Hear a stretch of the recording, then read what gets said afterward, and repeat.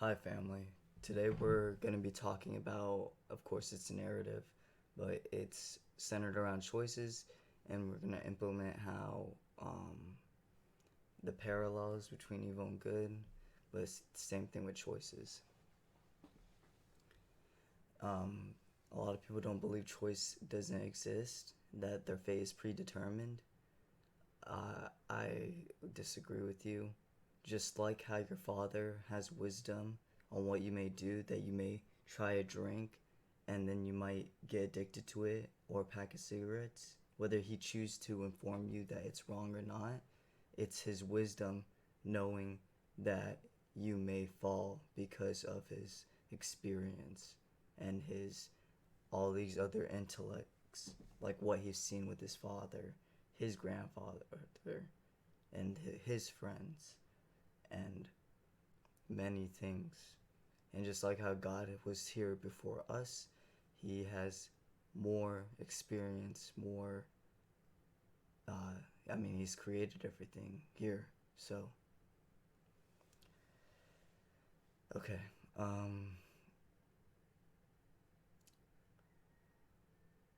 To help with better terms of this, think of it like you see mankind. If you look at like a rank ladder, a ladder, everybody has their skill sets, stats, and just at the highest at number one from all these beings, God is at the top. He has this super high stat, this super high stat, this super high stat, and people will say it's infinite because it is a high number.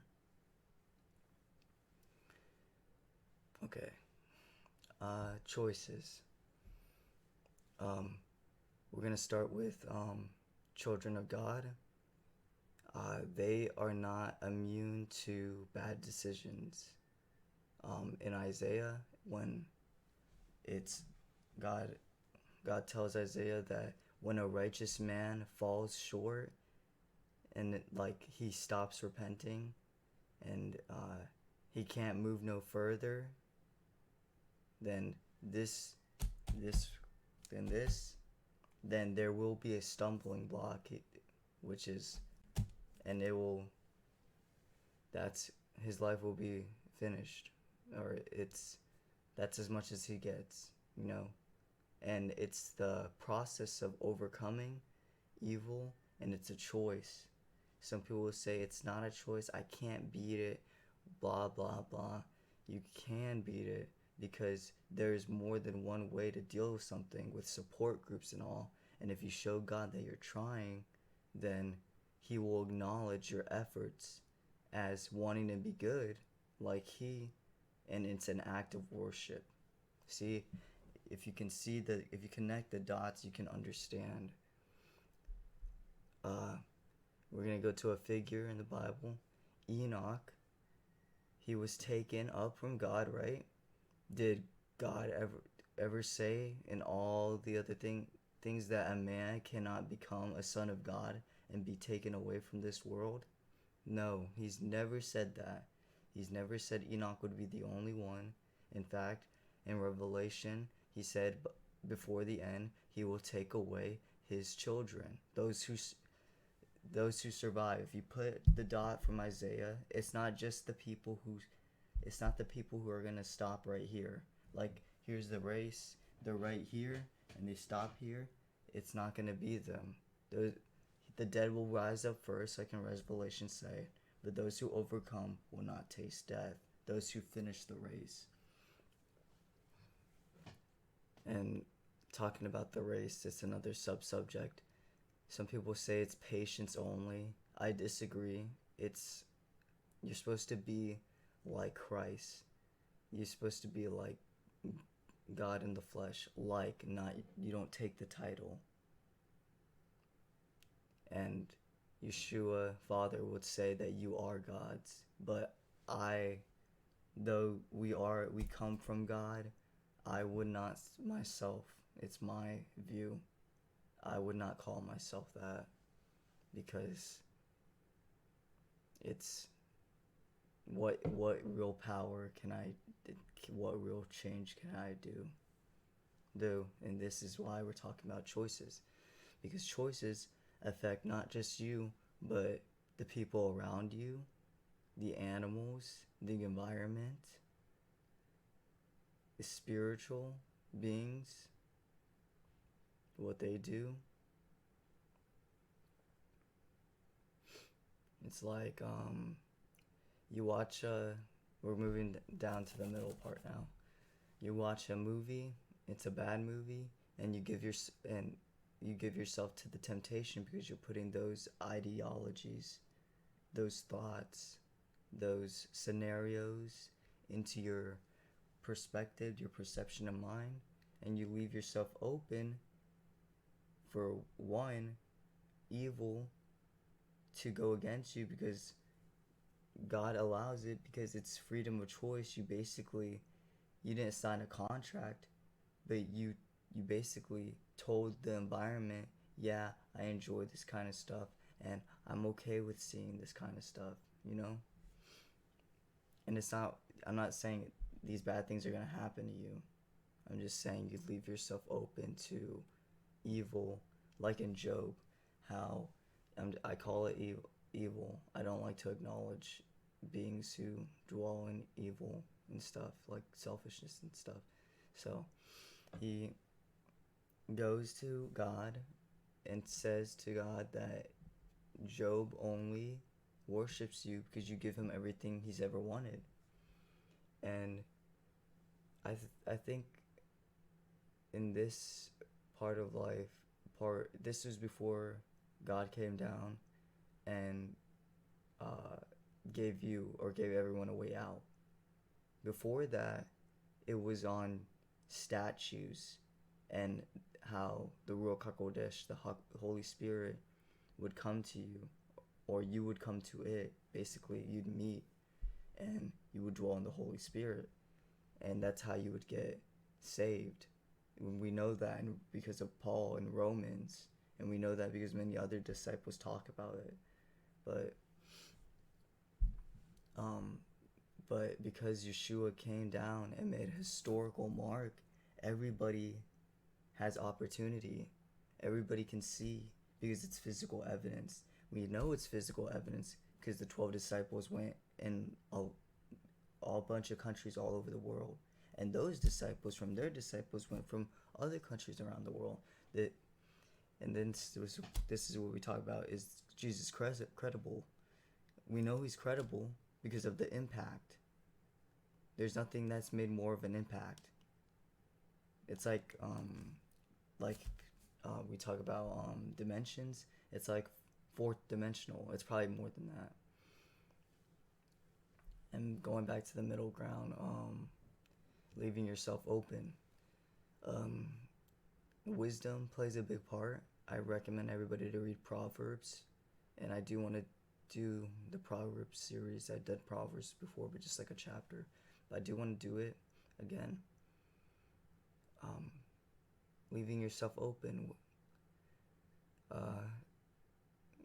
I recommend with the people you hang out with that you pray for them, because some Christians try to drop them all together, and you gotta remember, Proverbs is wisdom. It's not necessarily what Yeshua would do in the moment, you know? It's wisdom. Because Yeshua dwelled and ate with the publicans, the tax collectors. Because Yeshua says, be good to all, or show mercy to all, to love all, love your neighbor, love your enemy, give to your enemy, or not give to your enemy, but give to the hungry, the weak.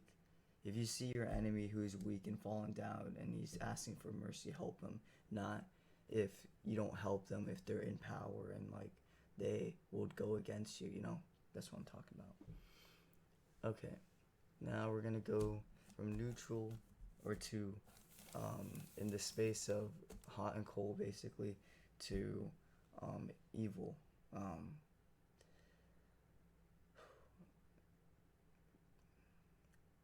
When people choose evil, it's basically sums up to ideology. They choose evil because they think, we know this from Ezekiel. there are people who believe God has forsaken this world, and then we know from the Masons think that choice was given by evil, and that's not true, because God never told them that they could eat. He said you could eat from any tree, you can pick from any tree. He just said don't choose this tree. And the reason why he said don't choose this tree, it may have had physical properties that were bad, such and such. It might had it bad nature, but overall it's a test. And when you fail a test from God, you separate this. Well, this is like a direct, like he's talking to you, and so they disobeyed. So there's a separation, There's a separation. Doesn't mean he's abandoned you. It's more like we abandoned him, and he came down so we could get back to him.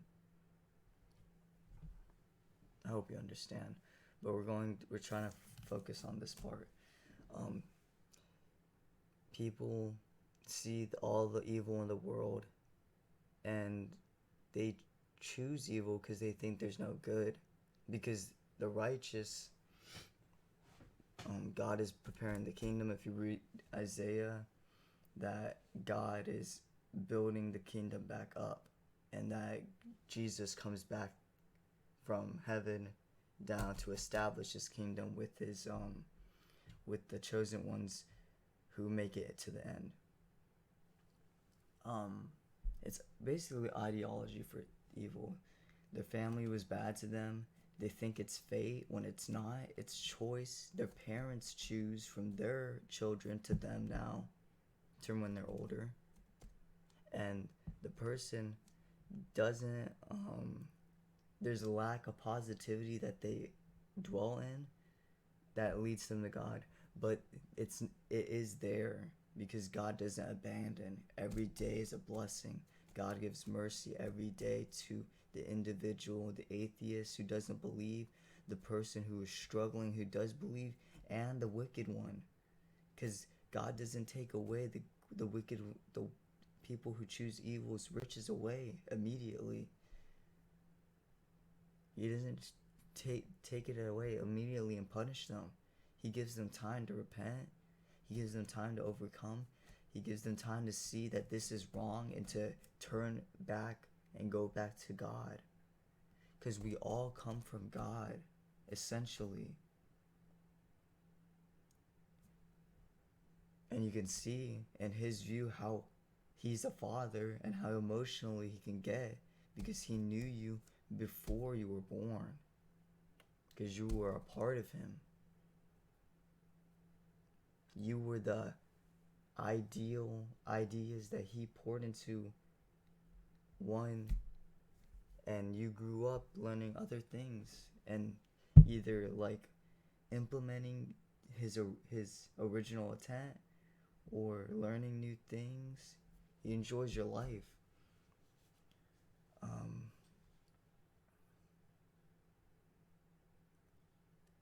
Yeah, we know that symbology, you want to ask that. Some people say they don't believe evil exists. I'm telling you, if you do, you're not looking hard enough. They have symbology everywhere. People associate themselves in certain groups by symbology and through the environment of culture that you see every day. You can look at Instagram, you'll find it.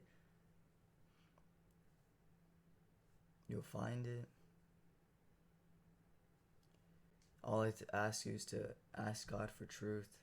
Pray for truth. Because you can come to God. You can come to God without associating yourself to him. But then, even when you do, you are showing your belief to him. Even there was a wizard, a mage, whatever, in when Aaron and Moses were leading Israel out of Egypt to the promised land, which is Israel. Which is Israel is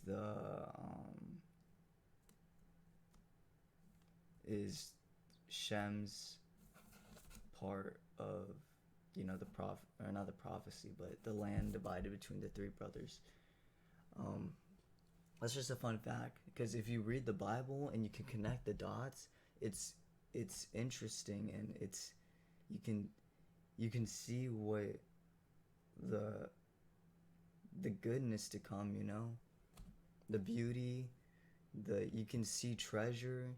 You don't know like all the rewards Father's gonna give you, but you can see like it's man can never create something an ounce of what God has already prepared.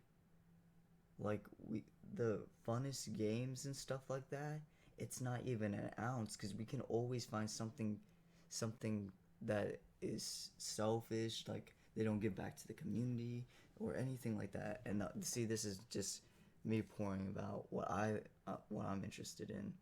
Like we could talk about government too and all that kind of stuff, but that's like evil already like has a majority taken that, and it's up to us, people who are willing to, you know, go after God and like share His word, and to, you know, try your best to succeed. Because if you do succeed in the world, you try your best. Like when the rich man, God called him to be a disciple, you know, this is a choice. See, it's the same thing with Nicodemus. Some people don't even know Nicodemus was supposed to be a disciple. In Matthew, God asks Nicodemus to be a disciple, which means he would have been one of the 12 if he said yes. Same thing with the rich man. He would have been one of the 12 if he said yes, and Judas would have never been chosen to be a disciple. This is choices. And Judas may have not had to die, and yeah, he may have not had to make the mistake. But the rich man, he was supposed to, he said, give all your riches to the poor, to the needy, have mercy, and follow me. Because he already knew what success is like. So I'm correlating to this. If you succeed as a Christian, you're supposed to give back. Do what Christ would do. Help people. Do not indulge in, pleasure is a gift, but not just like how God has pleasure in His children. You can have pleasure too. Just you know what not to do, what to do. Just follow the example of Christ. Give back. Some like the establishment is give 10%.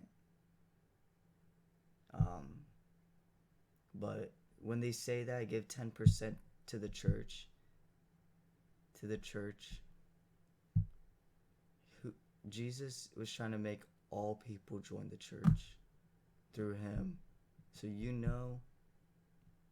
just know, it's your choice. 10%, help people, everyone, as much as you can. And then like you keep building yourself. Like I'm trying to not tell you what to do, you know. We're at 19 minutes.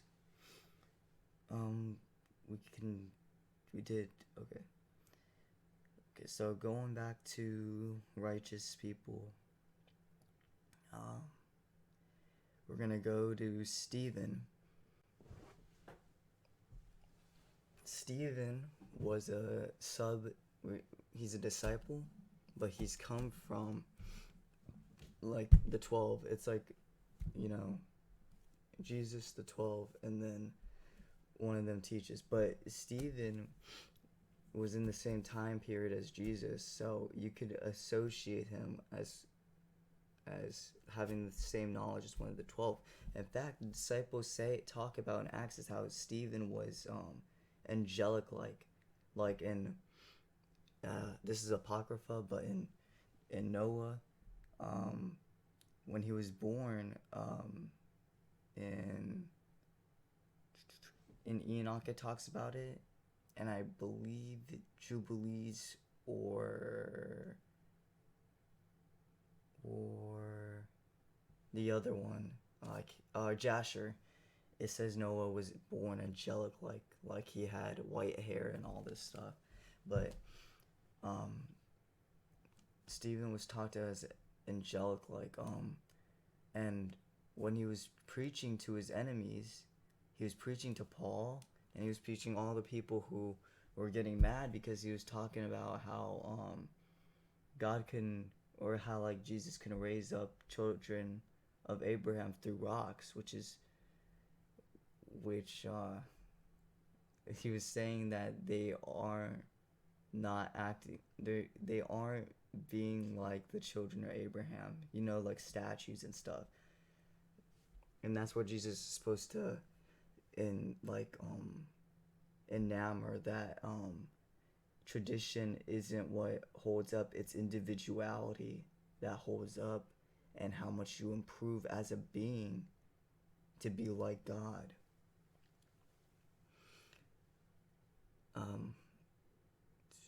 But it sent back, Stephen was preaching, and basically Paul, or Saul, before he changed his name to Paul, he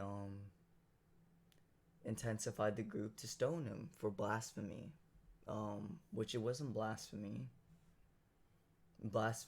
to tradition, but tradition holds nothing.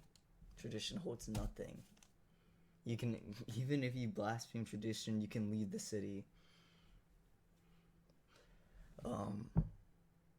Yeah, and they stoned him, but it says that Stephen saw God, he saw Yeshua, and he pleaded to him that they have mercy on him. And because I'm pretty sure, like, some brothers and sisters talk about that Stephen, because of his act and his basically his choice to have mercy on Paul, that God wasn't able to come dramatically into Paul's life and show him the way. And this was a idea that came to mind. I asked myself, how did Paul, if it's like free will, people, not a lot of people talk about this, but y'all have to be ready for these questions, because if it's free will, why did God, why did Yeshua come into Paul's life so dramatically and change his fate like that? And honestly, this is the way I look at it. Paul is doing it for God. The reason why he attacks Stephen is because he holds tradition, and he holds God here. He still holds God here, but he doesn't, his emotion, his love, it's not there, because he believes God is a judge, is it pretty much what to describe it, but it's like a robot, like rules instead of love, mercy, and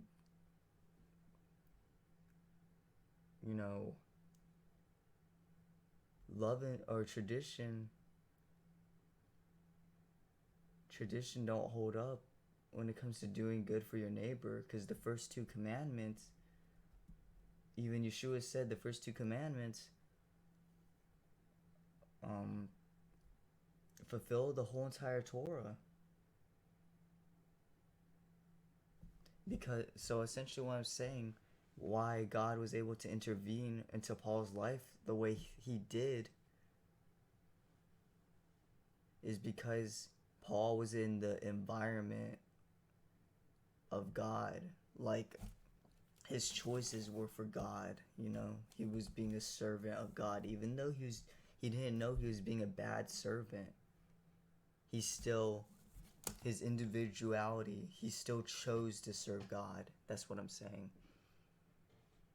And God basically reprimanded his servant, or he chastised his servant. That's what I'm saying. So what you do, prayer, you can't see. Sometimes you will be able to see on how devoted you are. You will see things that a majority of people won't believe, just like how a majority of people don't believe in other beings. They are stuck into this bubble, this society, this environmental dome, you will. They don't know the outside world besides what they show in pictures, and even then they put trust in those pictures, so they don't know anything outside of it, you know? People will talk about these stories, have they seen ghosts and stuff like that, and people will dismiss it because in culture, in our bubble, in culture, not all cultures, because even in Mongolia, the president even acknowledges other beings, and that you shouldn't be going away from our society to over this deserted place or whatever, because you might die. And that's what society is for. A society is to bring people together. It's like insurance, like we become neighbors to protect one another, whether you're a godly one or not. Because this world is so much bigger than what people realize. We're all stuck in this bubble. And we choose to. Because we're at 26 minutes. But even in Isaiah, in Proverbs,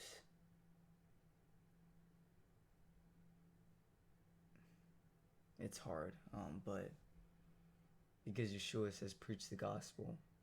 And you're supposed to do that. You're supposed to do that. You're a Christian, you're supposed to preach the gospel in however way you can. Give yourself some good work, some fruits to give to Father, some sacrifice, something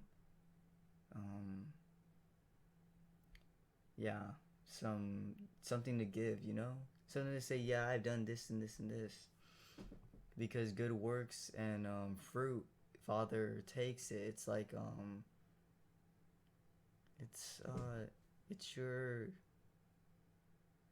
it's like the talent story that Yeshua said. I gave you one talent, and you didn't do anything with it. The man got one talent. He was afraid that he wouldn't make anything, and he knew that God was a hard man, that he was a just man. Like, he holds you accountable to what you have and what you do.